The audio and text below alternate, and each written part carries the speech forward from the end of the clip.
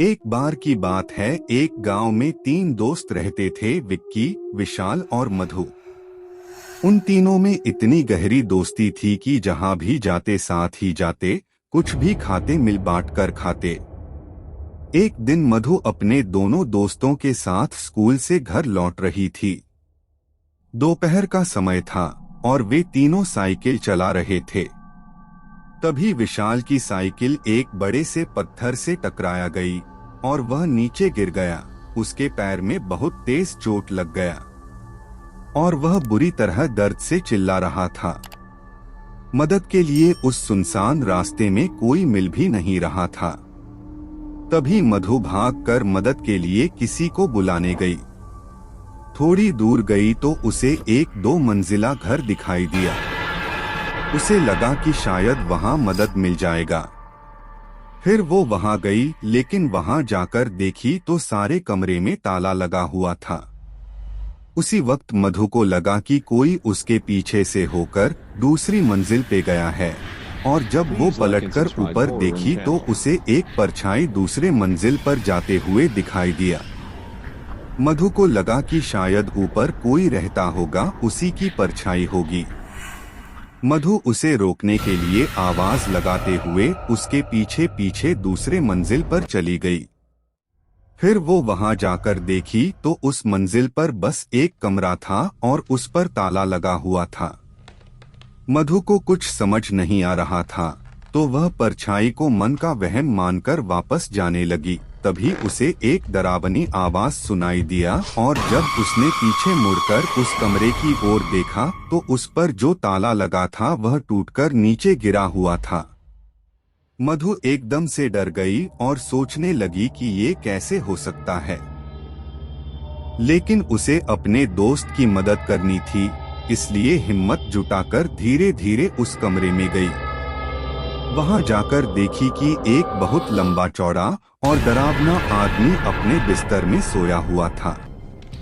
मधु ने उससे पूछा, भैया क्या आप मेरी मदद करेंगे? वहां रास्ते में मेरा दोस्त साइकिल से गिर गया है, उसके पैर में बहुत तेज चोट आई है, दर्द के मारे चिल्ला रहा है। अगर आप मेरी मदद करेंगे तो बहुत मेहरबानी होगी। लेकिन वह आदमी मधु की बात का कोई का जवाब नहीं दिया। फिर मधु को उस आदमी पर गुस्सा गई। मधु चिल्लाकर उससे बोली, आपको सुनाई नहीं दे रहा है क्या? मैं आपसे कब से मदद मांग रही हूँ, कुछ बोलते क्यों नहीं? इतना बोलते ही अचानक उस कमरे का दरवाजा अपने आप बंद हो गया। मधु ने ये सब देखकर घबरा गई और दौड़कर दरवाजे की ओर गई और उसे खोलने की कोशिश करने लगी। उसके बहुत कोशिश करने के बाद भी वह दरवाजा नहीं खुला। एक बार की बात है, एक गांव में 3 दोस्त रहते थे, विक्की, विशाल और मधु। उन तीनों में इतनी गहरी दोस्ती थी कि जहां भी जाते साथ ही जाते, कुछ भी खाते मिल बांट कर खाते।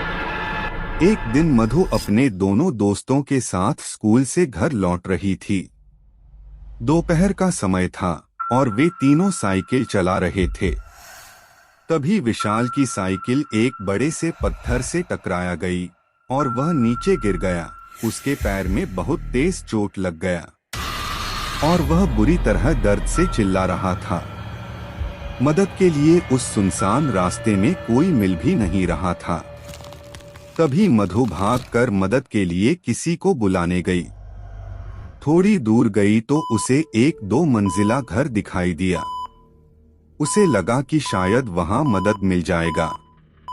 फिर वो वहां गई, लेकिन वहां जाकर देखी तो सारे कमरे में ताला लगा हुआ था।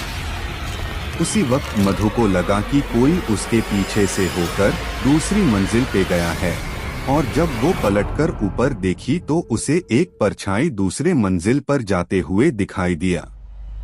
मधु को लगा कि शायद ऊपर कोई रहता होगा, उसी की परछाई होगी। मधु उसे रोकने के लिए आवाज लगाते हुए उसके पीछे पीछे दूसरे मंजिल पर चली गई। फिर वो वहां जाकर देखी तो उस मंजिल पर बस एक कमरा था और उस पर ताला लगा हुआ था।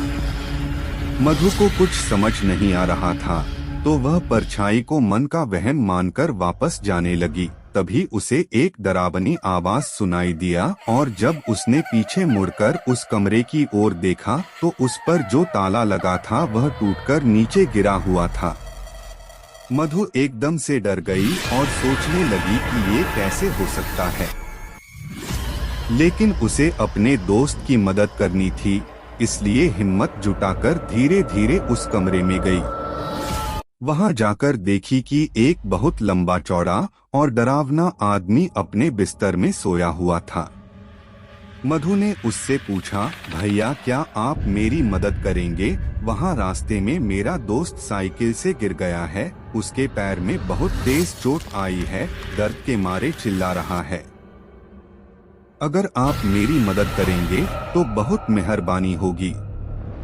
लेकिन वह आदमी मधु की बात का कोई का जवाब नहीं दिया।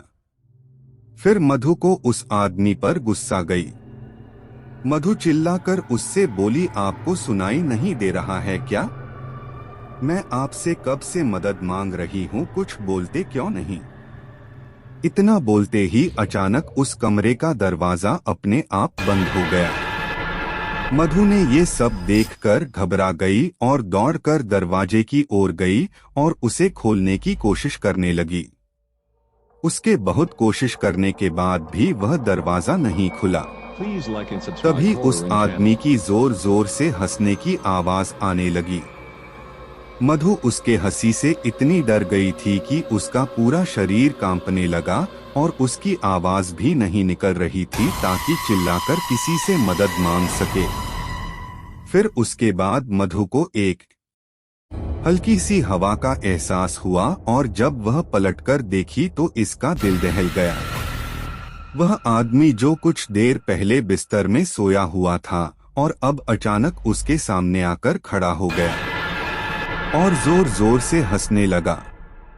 उसकी हंसी देखकर मधु को और ज्यादा डर लगने लगा।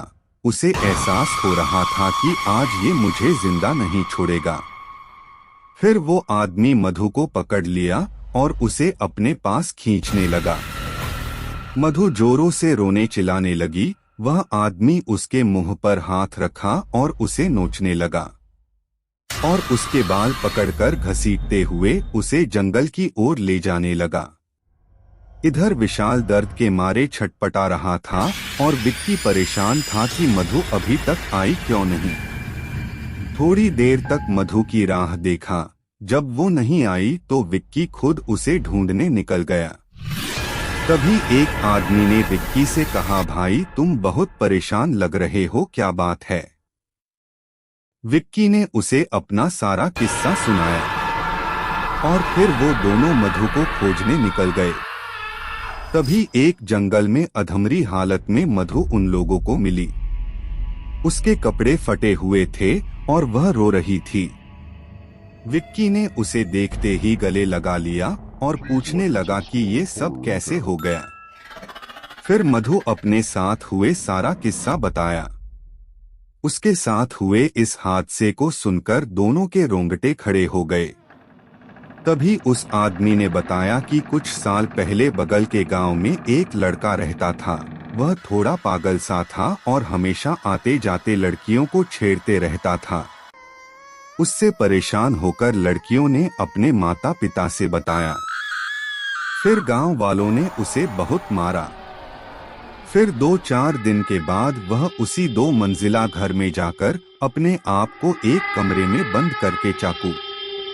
उसकी मौत का काफी दिन तक किसी को पता नहीं चला था, लेकिन जब उसकी लाश मिली तो बहुत ही डरावनी और भयंकर हालत में मिली थी और तब से उसकी आत्मा उसी कमरे में भटकती रहती है। इसीलिए इस घर में आज तक कोई नहीं जाता है। उसके बाद विक्की ने उस आदमी की मदद से मधु और विशाल को घर ले गया और फिर ये तीनों उस रास्ते से होकर दोबारा कभी नहीं गए। अगर ये वीडियो आपको अच्छा लगा तो मेरे चैनल को सब्सक्राइब कर लो ताकि और इसी तरह के हॉरर स्टोरी को मिले।